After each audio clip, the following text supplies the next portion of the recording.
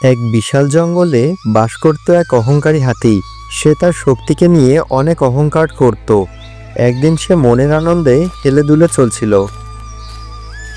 তখন তার সাথে দেখা হলো একটি কচ্ছপের।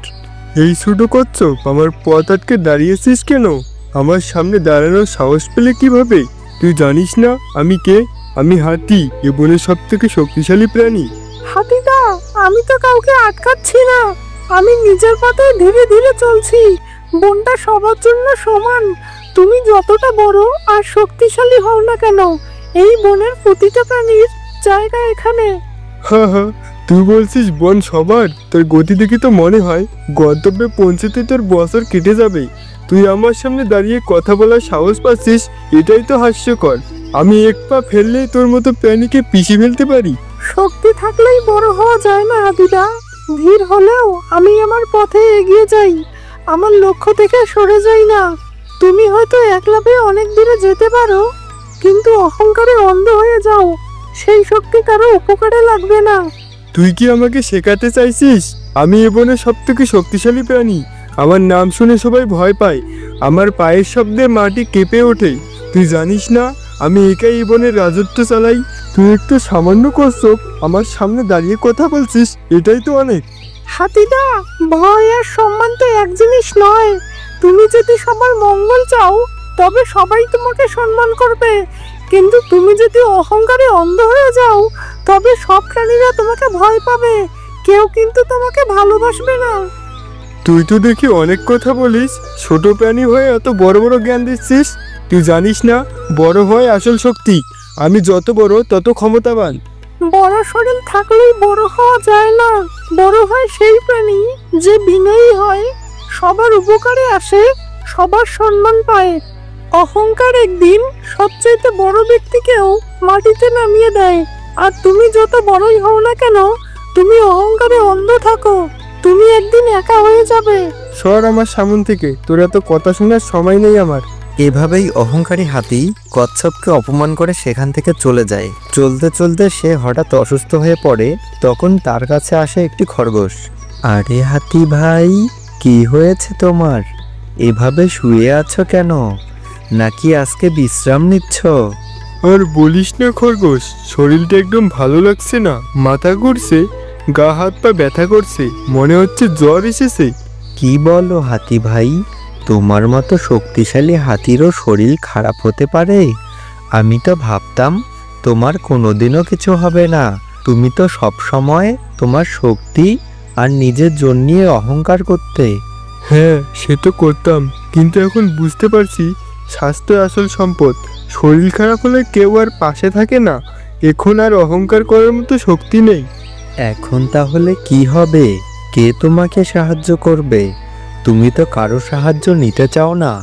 সব সময় বলো তুমি নাকি একাই 100। এখন আমার ভুল বুঝতে পারছি খরগোশ।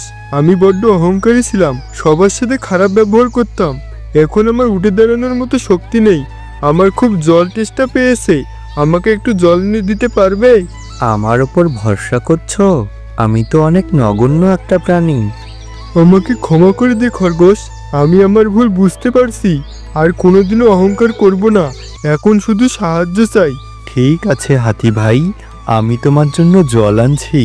কিন্তু মনে রেখো, অহংকার হলো পতনের মূল। ধন্যবাদ খরগোশ, আমি তোর এই উপকার কোনোদিনও ভুলবো না। তুই না থাকলে আজ যে আমার কি হতো।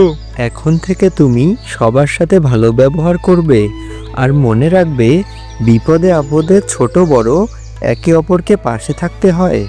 নিশ্চয়ই খরগোশ, আমি তোর কথা সবসময় মনে রাখবো। আজ থেকে আমি আর অহংকার করব না, সবার সাথে মিলেমিশে থাকবো। আমাকে একটা সুযোগ দেওয়ার জন্য তোকে অনেক ধন্যবাদ। ঠিক আছে হাতি ভাই, এবার একটু বিশ্রাম নিন। আমি যাই, সব বন্ধুদের খবরটা দিয়ে আসি। সবাই এসে তোমাকে দেখে যাবে।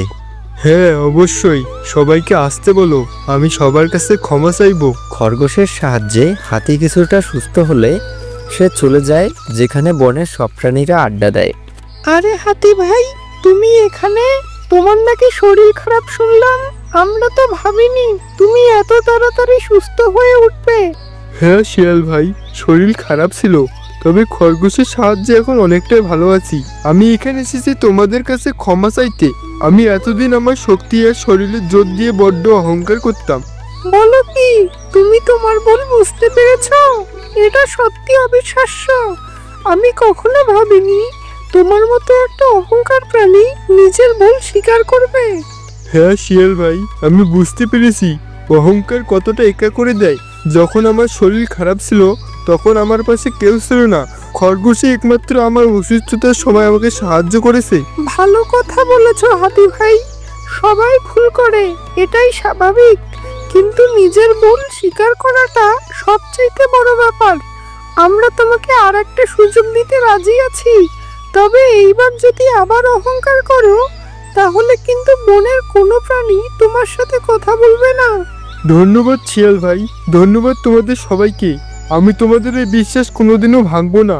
আমি নতুন করে শুরু করতে চাই এবং সবার সাথে বন্ধুত্ব হতে চাই। তোমরা পাশে থাকলে আমি সত্যি নিজেকে শুধরে নিতে পারবো। ঠিক আছে হাতি ভাই, এখন থেকে আমরা সবাই বন্ধু। অতীতের সব কথা ভুলে গিয়ে আমরা এখন সবাই নতুন ভাবে চলবো। চলো আজ আমরা সবাই মিলে আড্ডা দেই।